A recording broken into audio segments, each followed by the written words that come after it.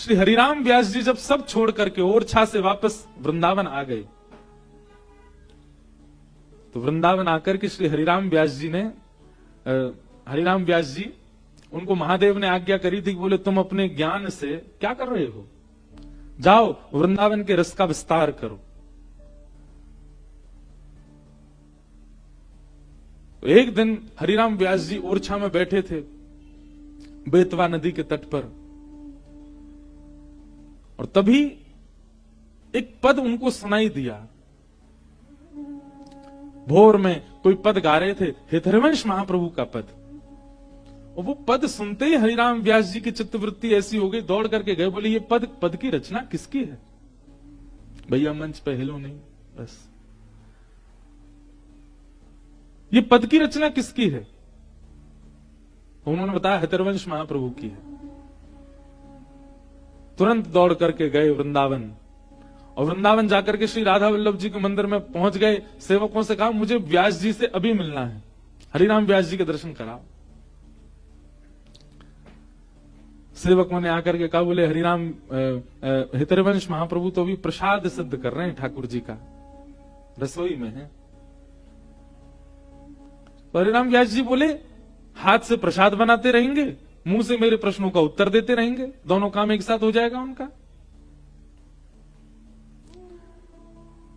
किसी ने जाकर के महाप्रभु जी से कहा हरिराम व्यास जी आए हैं, आपके दर्शन करना चाहते हैं। हमने कहा कि आप अभी प्रसाद सिद्ध कर रहे हैं, तो बोले हाथ से प्रसाद बन जाएगा, मुख से मेरे प्रश्नों का उत्तर दे देंगे।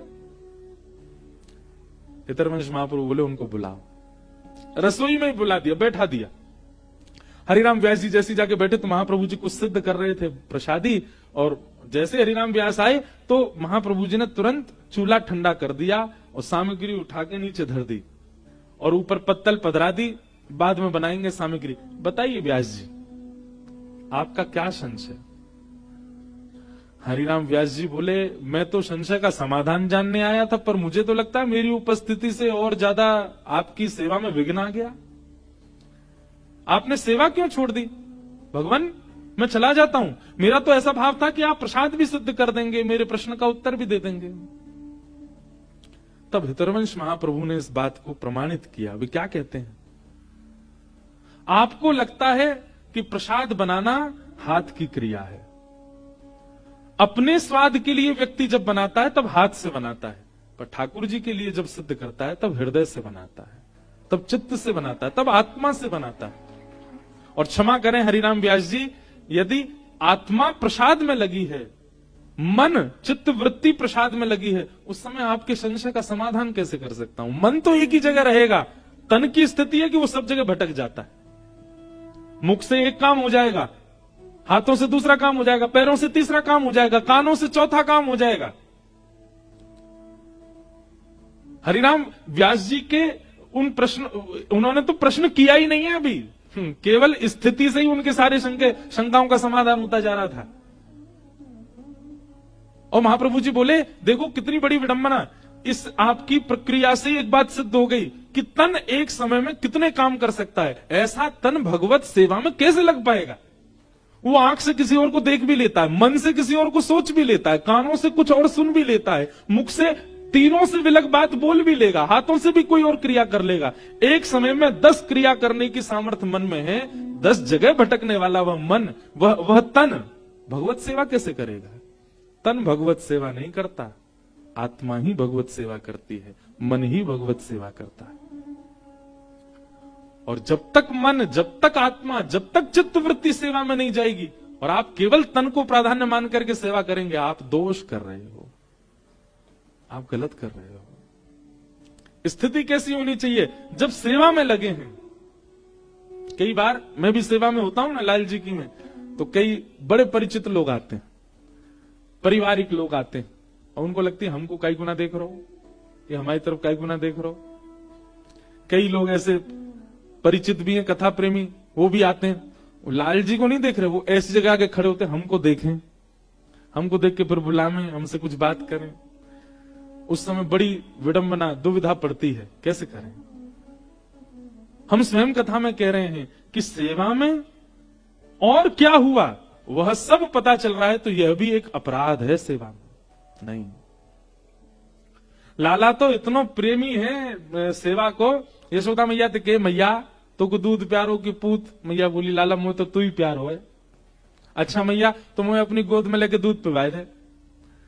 यशोदा मैया दूध पिवा रही हैं और दूध पी रहे हैं ठाकुर जी गोद में बैठ के, और यशोदा मैया ऐसे दही मथ रही हैं और दही मथते मथते दूध पिवा रही हैं। अब ठाकुर जी को वहां में रही है दिक्कत।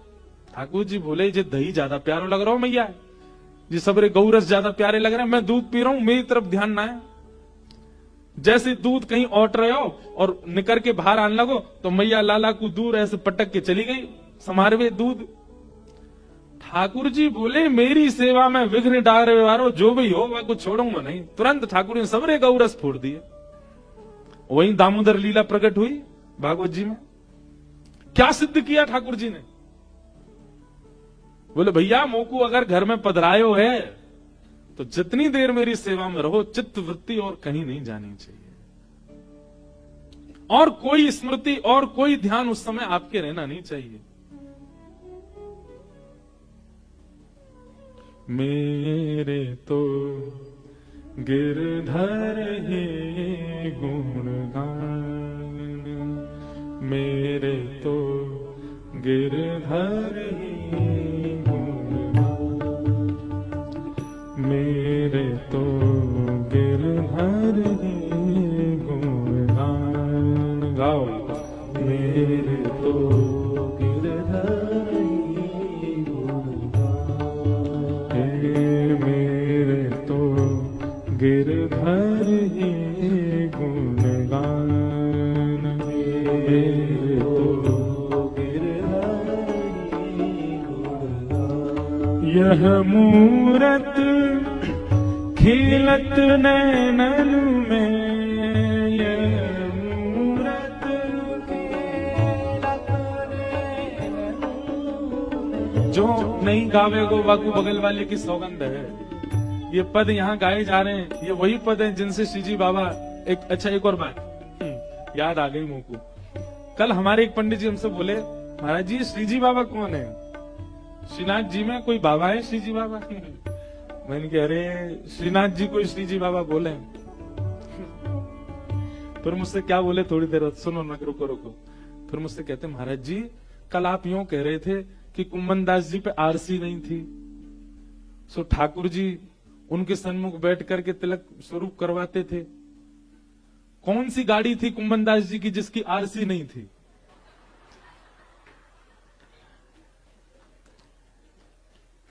मैंने दंडवत तो प्रणाम किया और जितने थे सबसे कहा इनको प्रणाम करो। जो कह रहे कुंभन दास जी पे ऐसी कौन सी गाड़ी थी जिसकी आरसी नहीं थी? अरे मैंने कि भैया शीशा ते के आरसी। तो फिर मुझको बाद में ये लगा, मैंने कि जब हमारे संग रहने वाले पंडित जी के इतने संशय हो सकते हैं तो आप सबके तो कितने होते होंगे। तो कभी कभी मेरे को लगता है कि मुझे स्पष्ट करके रहना चाहिए बात, न जाने क्या क्या क्या अर्थ लगा लो आप। 400 वर्ष पहले कुंभन दास जी की गाड़ी की आरसी नहीं थी।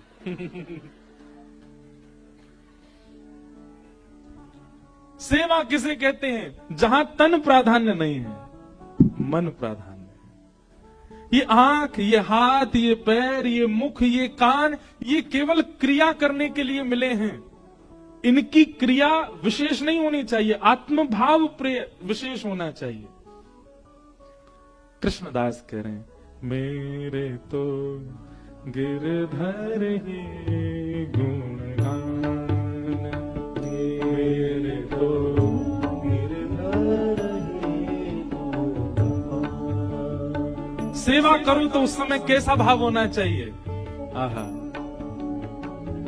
यह मूरत खेलत नैनन में, यह मूरत खेलत नैनन में, यह मूरत खेलत नैनन में, यह मूरत खेलत यही हृदय में ध्यान, यही हृदय में ध्यान,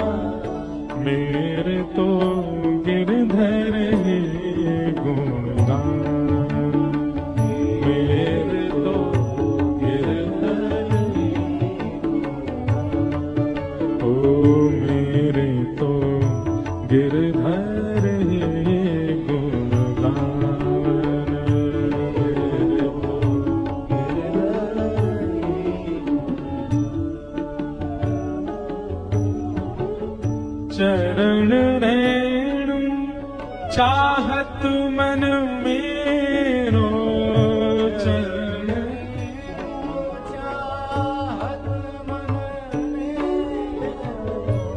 चरण रेणु चाहत मन मेरो,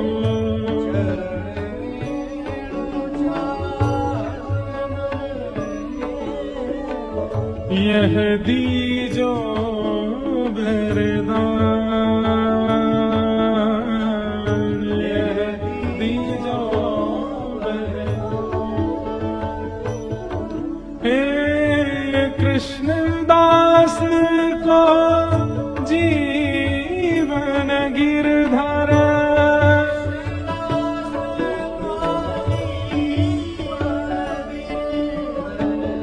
कृष्ण दास को जीवन गिरधर,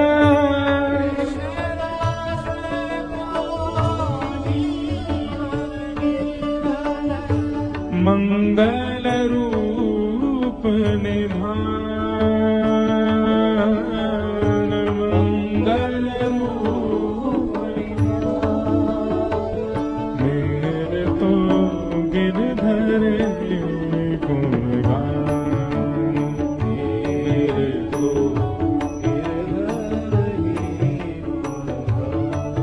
ओ मेरे तो गिरधर गुण गान, मेरे तो गिरधर। यह मूरत खेलत नैनन में, यह मूरत खेलत, यही हृदय में ध्यान,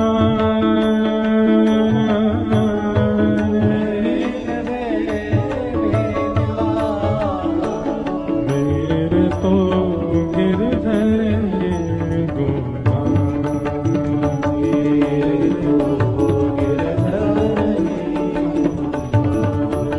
ओ मेरे तो गिरधर गुण गान, मेरे तो गिरधर गुण गान।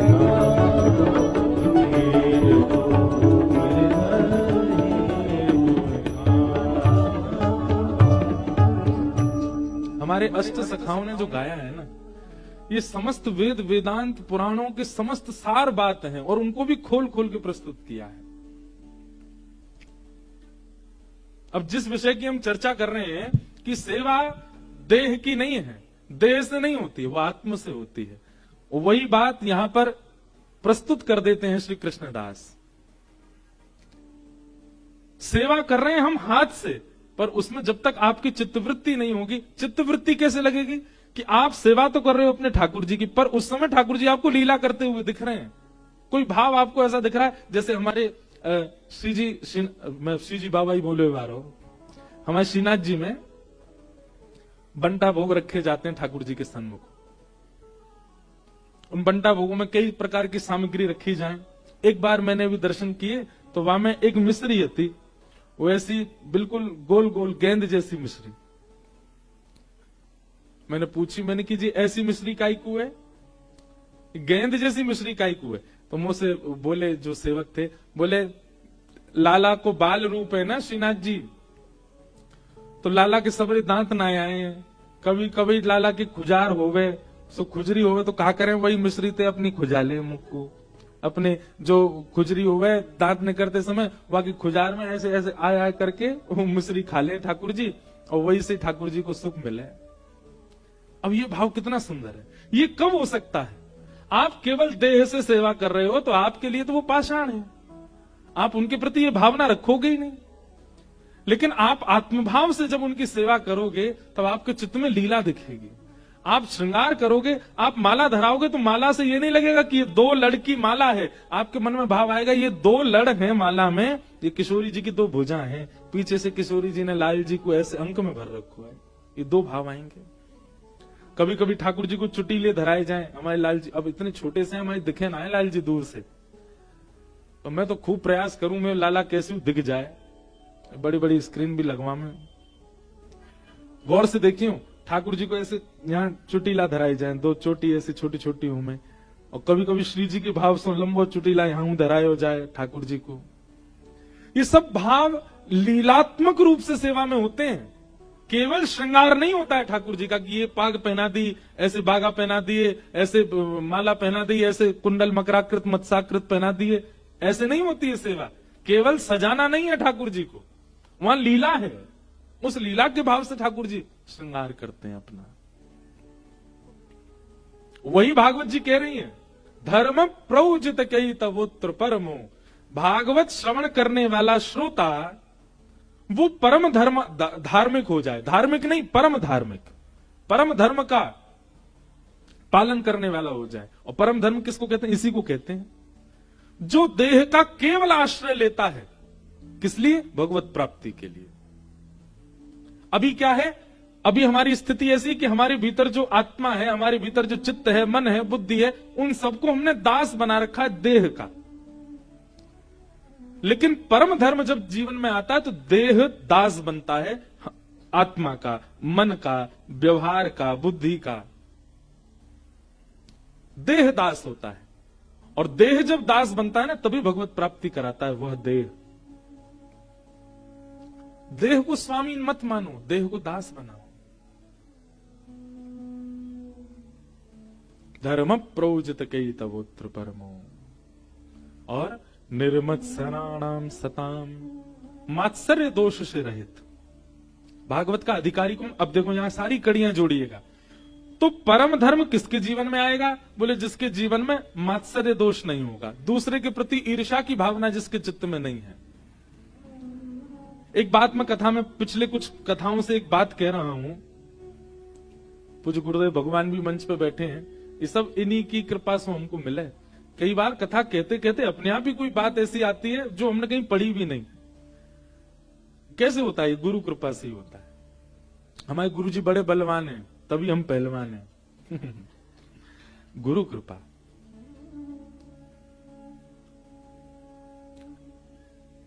और वो बात क्या है? जितने भी दोष हैं एक मानव के भीतर प्रकट होने वाले, समस्त दोषों से युक्त व्यक्ति भगवत प्राप्ति कर सकता है। काम, क्रोध, लोभ, मोह, ईर्ष्या, द्वेष, अभिनिवेश, अहंता, चिंता, ममता, जितने भी दोष हैं संसार में, इन सब को अंदर ही रहने दो, सबसे भगवत प्राप्ति हो जाएगी। केवल एकमात्र एक दोष है ईर्ष्या।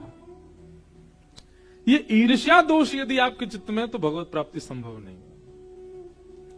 भगवान क्रोधियों को भी मिले हैं, भगवान लोभियों को भी मिले हैं, भगवान कामियों को भी मिले हैं, भगवान मोहियों को भी मिले हैं, लेकिन ईर्ष्यालु को मिले हो ये कहीं नहीं सुना गया आज तक। ईर्ष्यालु को ठाकुर जी नहीं मिले। भक्तमाल जी में भी कोई ऐसी कथा ढूंढ के लाओ, मिल जाए तो, जहां ईर्ष्यालु को भगवान मिले हो, नहीं मिल सकते। ईर्ष्यावान व्यक्ति को भगवत प्राप्ति नहीं होती। हां, ईर्ष्यावान व्यक्ति भगवत गुरु कृपा से ईर्ष्या दोष को नष्ट कर दे तो भगवत प्राप्ति संभव है। नहीं तो लोभी, मोही, कामुक, हर व्यक्ति के दोष के साथ भगवान ने दर्शन दिया उसको। उसके दोष हैं तब भी दर्शन दे रहे हैं ठाकुर जी, लेकिन ईर्ष्यालु को नहीं। इसलिए हमारी आपसे एक हाथ जोड़ के प्रार्थना है, कोई भी दोष अंदर प्रकट हो जाए, चिंता मत करिए, कोई बात नहीं, ठीक है। आपको क्रोध बहुत ज्यादा आ जाता है, रहने दो। आपको किसी वस्तु के प्रति लोभ की भावना, अच्छी बात, कोई बात नहीं, ठीक है। ये सब खांसी जुकाम बुखार हैं, इतनी बड़ी बात नहीं है। कभी कभी खांसी जुकाम का अगर इलाज ना भी किया जाए तो भी वो ठीक हो जाते हैं अपने आप ही, 3-4 दिन में ठीक होने लग जाते हैं। तो क्रोध, काम, लोभ, मोह आदि आदि जो दोष हैं, ये सब खांसी जुकाम जैसे हैं, हो जाएंगे ठीक। और नहीं हो रहे हो, कुछ दिन और चल गए हो, काम क्रोध बहुत ज्यादा बढ़ रहा हो, कथा आके सुनो, निरंतर सुनो, औषधि लेना शुरू करो, ठीक हो जाओगे। पर अगर ईर्ष्या चित्त में आ गई है, ये तो कैंसर है, इसका इलाज नहीं है। ईर्ष्यालु व्यक्ति, मैंने अनुभव किया है, वो कथाओं से भी नहीं बदल पाते। ईर्ष्यावान व्यक्ति कथा से भी परिवर्तित कई बार नहीं हो पाता, उसमें उसी का दोष है। कथा में भी कई नियमों का पालन करना पड़ता है। कैसे? शब्दों के प्रति पूर्ण समर्पण, जो व्यास जी कह रहे हैं, व्यास जी के प्रति पूर्ण समर्पण, पिताजी हैं हमारे पूज्य गुरुदेव, पर नीचे बैठे क्यों? क्योंकि व्यास मंच है, व्यास मंच है, यहां पर इंद्रेश नहीं है, यहां पे बेटा नहीं है, यहां पे व्यास है। एक बार को सब वंदन करते हैं। ये निष्ठा पीठ के प्रति रखनी पड़ती है, व्यास को भी रखनी पड़ती। हम भी आगे पहले पीठ को प्रणाम करते तब बैठते हैं यहां। ये जब तक निष्ठा नहीं होगी तब तक ईर्ष्यालु व्यक्ति कथा से सुधर नहीं पाएगा। तो ईर्ष्यालु व्यक्ति का कल्याण बहुत दुर्गम है। अपने आप से पूछिए, कब आपके चित्त में ईर्ष्या आती है? अच्छा, इसमें एक बात और आती है लोगों की तरफ से, वो भी तो हमसे ईर्ष्या करते हैं। पूज्य मलुक पीठ वाले महाराज जी अभी कथा थी घर पर, तो उन्होंने एक बहुत अच्छी बात कही कथा में कि कोई व्यक्ति अगर आपसे ईर्ष्या मांगता है, आप उसके प्रति ईर्ष्या का भाव मत रखो। आपका ईर्ष्या का भाव न होने से ही उसके चित्त में प्रेम आ जाएगा आपके प्रति। कहीं ना कहीं आप भी ईर्ष्या मानते हो, इसीलिए वो भी ईर्ष्या मानता है। ये आदान प्रदान है। अगर आप कहीं हमसे कहते हैं ना महाराज जी वो हमसे ईर्ष्या कर रहे हैं, तो हमारी दृष्टि ये भी देख रही है, तो फिर आप भी तो करते हो, तभी हो रही है ईर्ष्या। आप में ईर्ष्या नहीं होती तो सामने वाला आपसे नहीं करता। इसलिए हमारी एक प्रार्थना है, एक भावना है, हम स्वयं के लिए भी यही प्रार्थना करते हैं लाल जी से कि लाल जी और कछु तो दियो मत, पर कभी कभी चित्त में ईर्ष्या नहीं आवे कोई के लिए भी, चाहे कोई कितना भी श्रेष्ठ। अच्छा, ईर्ष्या भी श्रेष्ठों के प्रति आती है, अश्रेष्ठ जो होता है उसके प्रति ईर्ष्या होती कभी कभी नहीं होती। जो बेचारा ना रूपवान है, ना शीलवान है, ना धनवान है, उससे कौन ईर्ष्या करता है? कोई नहीं। लेकिन जो श्रेष्ठ हो जाते हैं उनके प्रति ईर्ष्या आ जाती है, तो कहीं ना कहीं आप भी श्रेष्ठ बनना चाहते हो, इसीलिए तो ईर्ष्या हो रही है आपको। और श्रेष्ठ बनने का मतलब क्या है? कहीं ना कहीं संसार के ममत्व में आप फंसना चाहते हैं, इसीलिए तो आपको ईर्ष्या हो रही है। हमने अनुभव कर लिया, हमने पढ़ करके देख लिया, सबको मिल गए ठाकुर जी, ईर्ष्यालु को नहीं मिले। इसलिए ईर्ष्या मत लाओ चित्त में कभी भी। कोई अतिश्रेष्ठ भी दिखे ना, उसको देख करके भी। और देखिए सबसे बड़ी बात, कीर्तन, नाम जप, भगवत स्मरण, इनका सबसे उत्तम समय क्या है? लोग कहते हैं ब्रह्म मुहूर्त में करो। कीर्तन, नाम जप, इन सबका श्रेष्ठ समय क्या है? ब्रह्म मुहूर्त। कोई कहता है रात्रि सोते समय करो। ये मक्खी भी विशेष है। कहीं ना कहीं हमको गर्भगृह में जाने का अधिकार नहीं होगा। श्रीनाथ जी की जेब वहां घुसे आती होंगी, श्रीनाथ जी के बंटा भोग पर घूमे आती होंगी, उनके चरणन में डोले आती होंगी, वहां के इत्र को भी नेक सूंघी आती होंगी। श्रीनाथ जी बोले होंगे मैं तो जाना रहा हूं कथा में, जाओ चरण छू के तुम ही जाओ, व्यास की नाक पर बैठ जाओ। तो तब से डोल रही हैं। पहले तो मन में यही आ रहा कि यार ये मक्खी क्यों नहीं हटाई आते। अभी अभी कहते कहते भाव आए, ओ गर्भगृह में जा सके या कोई रोक टोक नहीं है। भीतरिया भारिया अपरस वपरस सब मानवन के काजे है। लोग अपने आप को कितना श्रेष्ठ मानते हैं। मानव जा सकते हो गर्भगृह में? हैं श्रीनाथ जी की तरह छू सकते हो? नहीं, ये छू सके। जब हम दर्शन करने आते होंगे तो ये ठेंगा दिखाती होंगे, देख मैं तो जा रही हूं भीतर, मोह कोई ना रोकेगो।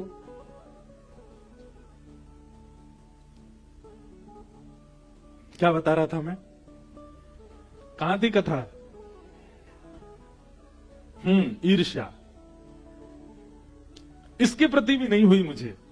अच्छा है।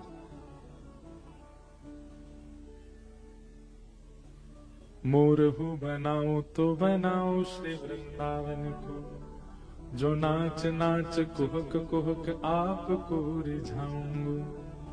बंदर हो बनाओ तो बनाओ श्री वृंदावन को, कूद कूद डारन पे भोर को जगाऊंगा। हमारी प्रेम लक्षणा भक्ति का स्वभाव कितना सुंदर है। यत्र प्रविष्टो सकलोपि जंतु आनंद सच्चित घनताम उपैति। हमारे वृंदावन रस कहे कि महाराज वृंदावन में प्रवेश करने के बाद एक कीड़ा भी, एक कीट भी सच्चिदानंद को स्वरूप ले जाए। इसलिए इनको अधिकार है, ये कहीं भी जा सकते हैं। तो निर्मत सराणाम सताम, मात्सर्य दोष यदि आपके चित्त में है ठाकुर जी नहीं मिलेंगे। और मात्सर्य दोष की दो ही औषधि हैं। क्या? सबसे पहला गुरु कृपा। आपके ईर्ष्या दोष पर ठाकुर जी नहीं रीझेंगे, बाकी सारे दोषों से भी ठाकुर जी मिल जाएंगे आपको। लेकिन ईर्ष्या दोष देखते ठाकुर जी कदम पीछे कर ले, जाते ना मिलना, मुझे ईर्ष्यावान है। ईर्ष्या दोष देखने के बाद भी अगर गुरु कृपा कर दे तो आपका कल्याण संभव है। कहीं ना कहीं जहां ठाकुर जी अपने हाथ पीछे कर ले, वहां गुरु कृपा से काम बन जाता है। ईर्ष्यालु व्यक्ति के ऊपर भी गुरु कृपा पहला प्रसाद। और दूसरा कथा के प्रति निष्ठा, सत्संग के प्रति निष्ठा। और निष्ठा का मतलब एकाग्र चित्त से सुनना नहीं होता। निष्ठा का मतलब सुनने के बाद कर्तव्यों में लाना होता है। कथा तो बहुत लोग सुनते हैं, बहुत ध्यान से सुनते हैं, मैंने बहुतों को देखा है। व्यास मंच से ना तो नाम लेना है, ना किसी के प्रति संकेत करना है, पर कई बहुत समीप रहने वाले लोगों को भी मैंने बहुत ध्यान से देखा। कथा तो बहुत सुनते हैं, एक स्थिर होकर के सुनते हैं, पर कर्तव्य में दिखाई नहीं देती है। तब मन में एक क्षोभ होता है कि सुनी गई बात केवल सुनी गई, उसको लाया नहीं गया चित्त में। इसलिए निष्ठावान श्रोता उसको मानो जो सुनने के बाद तुरंत उसको लागू करता है चित्त में, वो निष्ठावान है। तो ईर्ष्यालु व्यक्ति की दो ही औषधि हैं, या तो गुरु कृपा या फिर निष्ठा से सत्संग का श्रवण। आप कुछ नहीं, सामान्य सी बातों का ही पालन करना प्रारंभ कर दो। कथा की सुनी गई सामान्य सी बात, उन सामान्य बातों से ही परिवर्तन दिखने लग जाएगा। और भैया ये कीर्तन करना नाम जो, हाँ ये बता रहे थे हम, कीर्तन नाम जब कब करना चाहिए? बोले ब्रह्म मुहूर्त में करना चाहिए। हम कह रहे हैं ब्रह्म मुहूर्त में करो, रात में सोते समय करो, जब भी करो। पर आप अपने दोषों को जानते हैं कि आपके भीतर कौन कौन से दोष हैं। जब भी वह दोष प्रकट होता हो, जब भी वह दोष छलांग मारता हो चित्त में, तुरंत बैठ जाओ। जैसे किसी का रूप देखते ही आपको ईर्ष्या होती है। अभी अभी आपने, जब हमने ईर्ष्या की बात करी ना, सही बताना, उन सब का चिंतन आया था चित्त में जिनसे आपको ईर्ष्या हुई है। वो है पीछे वाली गली में रहता, उससे ही है हमको थोड़ी सी। बुआ का बेटा है, उसी से चल रही है आजकल हमारी, ठीक नहीं लगता। समझ में आ गया ना? बोलते ही आपके चित्त में कोई ना कोई आया होगा। अब जब भी वह सामने आवे, जब भी वो सामने आवे और आपको लगे कि हाँ ईर्ष्या भैया, वही समय नेत्र बंद करो। कृष्णाय वासुदेवाय हरे परमात्मने प्रणतः क्लेशनाशाय गोविंदाय नमो नमः। वसुदेव सुतं देवं कंसचानूरमर्दनं देवकी परमानंदं कृष्णं वंदे जगद्गुरुं। वंशी विभूषित करानविनीरिदाभात् पीताम्बराधरुणबिम्ब फलाधरोष्ठात् पूर्णेन्दु सुंदर मुखा अरविंद नेत्रात् कृष्णात् परम किमपि तत्त्वमहं न जाने। जैसे ईर्ष्या जिसको देख करके होती है, वो सामने आवे, तुरंत नेत्र बंद करो और नेत्र बंद करके ठाकुर जी का मधुर स्मरण करो। और स्मरण केवल बोल करके नहीं, उस समय प्रकट होना चाहिए चित्त में। चांद सा सलोना मुख लटे घूंघरारे हैं, चांद सा सलोना लटे घूंघरारे, भौए हैं कटीली आंखें तिरछी कटारे हैं, भौए हैं कटीली आंखें। अब जिसके प्रति आपकी प्रतिस्पर्धा है वो सामने खड़ा है और आप नेत्र बंद करके ठाकुर जी के रूप माधुरी का दर्शन कर रहे हो या को चंदन सो महके बदन हो मेरा, या पे अटक गया मन हो मेरा, या पे अटक गया। आप मुझे याद करोगे उस दिन, जिस दिन जिसको देख के ईर्ष्या हो, नेत्र बंद करके इसी भाव का चिंतन करना। छोटे से गोपाल जी हैं, उनके दो तत्व। आज मुझे एक सुबह मंगला में एक लाली आई, बोले महाराज जी मैं हर दिन राधा रमण जी के दर्शन करूं चित्र को। मैंने कहा अच्छा। महाराज जी पिछले 1 महीना से हम बड़े व्याकुल हते। मैंने कि क्यों? श्री राधा रमण जी के एक भी दतुइयां नहीं दिखी। राधा रमण जी के रोज दांत दिख जाते हैं, जब भी वो बहुत प्रसन्न होते हैं दांत दिखते हैं। बोले राधा रमन जी के पिछले 1 महीना से दांत नहीं दिखे। मैंने कहा अच्छा, पर महाराज जी जादना श्री लाल जी को उत्सव नाथ द्वारा प्रारंभ भयो ना, वादना लाल जी की दतुइयां दिख रही, श्री लाल जी प्रसन्न है रहे।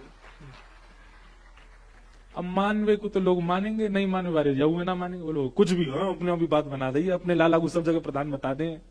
बताओ राम जन्म को उत्सव भी 11 तारीख को भयो, राधा रमन जी की दतुइयां 11 तारीख को दिखी, इनके लाल जी को उत्सव भी 11 तारीख को प्रारंभ, सब ने जोड़ दें लाल जी थे, हम तो जोड़ेंगे, अच्छे जोड़ेंगे, मानो चाहे मत मानो। तो जिसको देख के ईर्ष्या का भाव आता है, ये सूत्र है। जिसको देख के क्रोध आता है, जिसको देख के काम प्रकट होता है, जिसको देख करके कुछ भी ऐसे भाव आते हैं, तुरंत नेत्र बंद करो।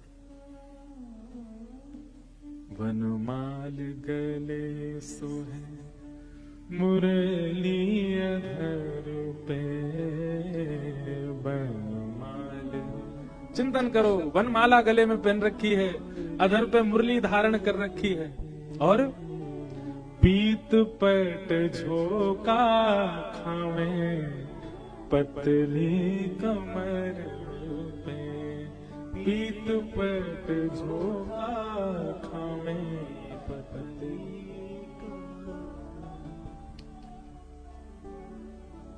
होया के मधुर रसीले वचन, ओ मेरा या पे टक गया मन, ओ मेरा या पे टक। अरे भैया ये है कौन? राधा रमण मेरो, राधा रमण रे, राधा रमण मेरो, राधा रमण रे, राधा रमण मेरो, राधा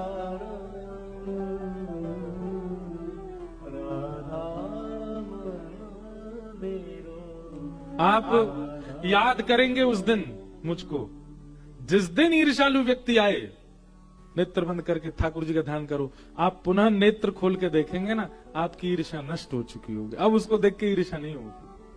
अब वो जब भी आपके आगे आएगा, आपको उसको देख के प्रेम ही होगा। जिसको देख करके उसके रूप पर कहीं काम आपके चित्त में आ गया हो, उसी समय काम, जिनको देख के लजा जाता है, लजाना मतलब क्या कहते हैं, अपने ऊपर शर्म खाता है, बोले मैं काय बात को काम, ठाकुर जी को देख करके, जिसको देख के काम उद्दीपन हो रहा हो, तुरंत ठाकुर जी का कीर्तन करना प्रारंभ कर दो, नेत्र खोल करके जब उसको पुनः देखोगे, काम प्रकट होगा नहीं। कीर्तन का, भजन का, नाम जप का सबसे उत्तम समय क्या है?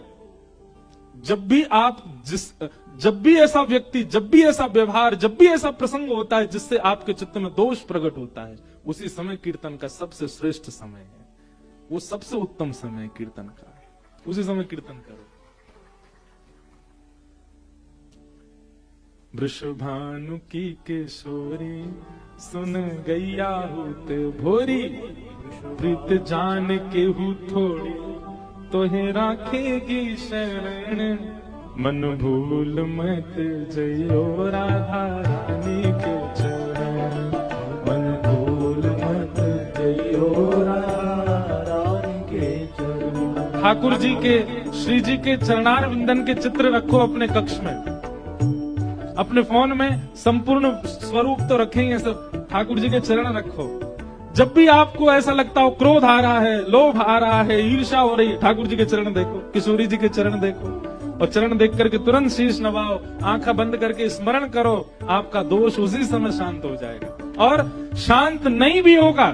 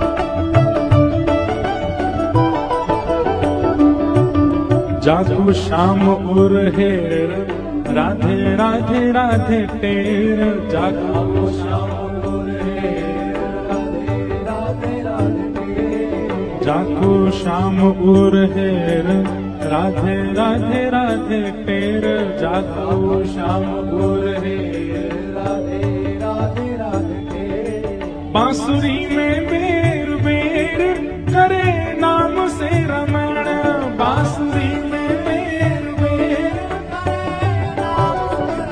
मेरे मन भूल मत जइयो राधा रानी के चरण,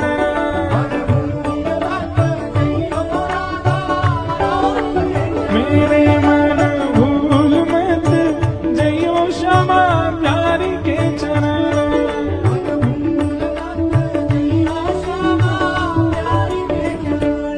तेरे मन मत वारे छोड़ दुनिया के द्वारे, मन मत वारे छोड़ दुनिया के द्वारे। सब लोग कहो इस बात को, मन मत वारे छोड़ दुनिया के द्वारे, मन मत वारे छोड़ दुनिया के द्वारे। पूरी दुनिया के द्वारे छोड़ देंगे, कहाँ जाएंगे फिर? ओ राधा नाम के सहारे कर जीवन मरण, राधा नाम के सहारे जीवन मरण, ओ राधा नाम के सहारे सौंप जीवन मरण, राधा नाम के सहारे सौंप जीवन मरण। मेरे मन भूल मत जइयो राधा रानी के चरण,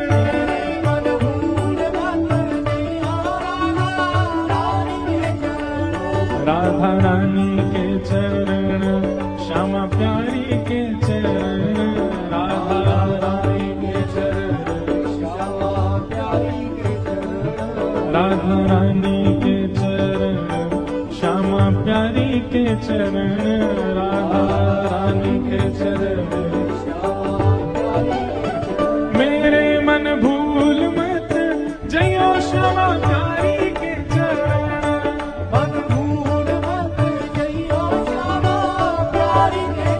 मेरे मन भूल मत जइयो राधा रानी के चरण, मन भूल मत जइयो श्यामा प्यारी के चरण, मेरे मन भूल मत जइयो श्यामा प्यारी के चरण, मन भूल मत जइयो श्यामा प्यारी के चरण।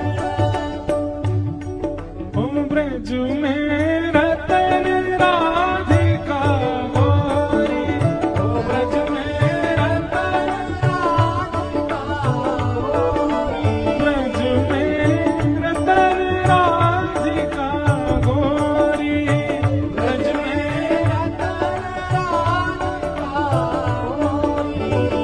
राधिका गोरी, राधिका गोरी, राधिका गोरी, राधिका गोरी, राधिका गोरी, राधिका गोरी, राधिका गोरी, राधिका गोरी। ओ ब्रज में, हाँ ब्रज में, हे ब्रज में रतन राधिका गोरी, ओ ब्रज में रतन राधिका गोरी, ब्रज में रतन राधिका गोरी, ओ ब्रज में रतन राधिका गोरी। हे कुंज निकुंजन विहरत दो, कुंज निकुंजन विहरत दो, हाँ विहरत दो, विहरत दो, विहरत दो, विहरत दो। हे कुंज निकुंजन विहरत दो, कुंज निकुंजन विहरत दो। और यमुना जल खोरी, और यमुना जल खोरी, हे कृष्णदास प्रभु गिरधर नागर, कृष्णदास प्रभु गिरधर नागर, कृष्णदास प्रभु गिरधर नागर, कृष्णदास प्रभु गिरधर नागर।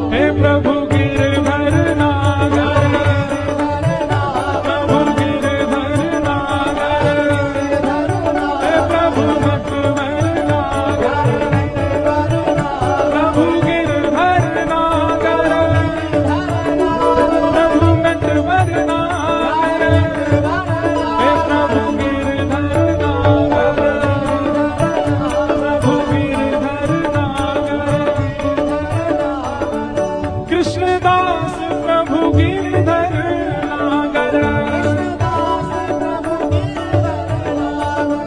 कृष्णदास प्रभु गिरधर नागर,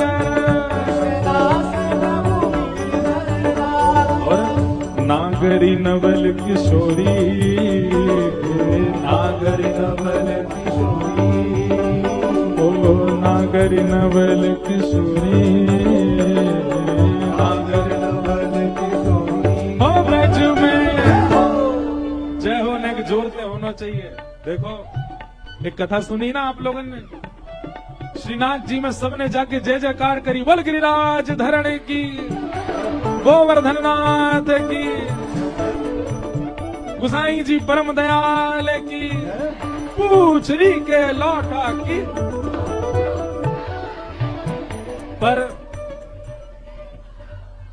रुक जाओ, पर ठाकुर जी यूं ही खड़े रहे, बोले ये जय जयकार तो रोज ही करे सबरे, नीचे ही नजर करके खड़े रहे। इतने में ही हम आप में थे कोई गया, वहां ने जाके कहा कहीं बोल वृषभानु के जमाई की। आहा, जैसे ही ससुर जी को नाम सुनो सो ठाकुर जी की नजर ऊपर है। ओहो कौन आया भैया। किशोरी जी को नाम और किशोरी जी के संबंध की कोई भी चर्चा हमारे लाला को बहुत प्रकट करे। हो ब्रज में जोड़ते, हो ब्रज में, हो ब्रज में, हो ब्रज में रतन राधिका गोरी, ब्रज में रतन राधिका गोरी, ब्रज में रतन राधिका गोरी, ब्रज में रतन राधिका गोरी, राधिका गोरी, राधिका भोरी, राधिका गोरी, राधिका भोरी, राधिका गोरी, राधिका भोरी, राधिका गोरी, राधिका भोरी। ओ ब्रज में, ओ ब्रज में, ओ ब्रज में रतन राधिका गोरी, ब्रज में रतन राधिका गोरी, ब्रज में रतन राधिका गोरी, ब्रज में रतन राधिका गोरी। सब में सुघड़ राधिका गोरी, सब में सुघड़ राधिका गोरी, सब में सुघड़ राधिका गोरी, सब में सुघड़ राधिका गोरी। जय राधे राधे, राधे श्री राधे राधे, जय राधे राधे, राधे राधे श्री राधे राधे, वृषभानु दुलारी, कीरत सुत प्यारी, श्री कृष्ण प्यारी, बरसाने वाली, अति भोरी भारी, अति भोरी भारी, हरिवंश प्यारी, हरिदास दुलारी, जय राधे राधे, श्री राधे राधे, जय राधे राधे, जय राधे राधे, ओ जय राधे राधे, जय राधे राधे, जय जय श्री राम, जय जय श्री राम, जय जय श्री राम। बोल वृषभानु के जमाई की जय। विराजो विराजो विराजो।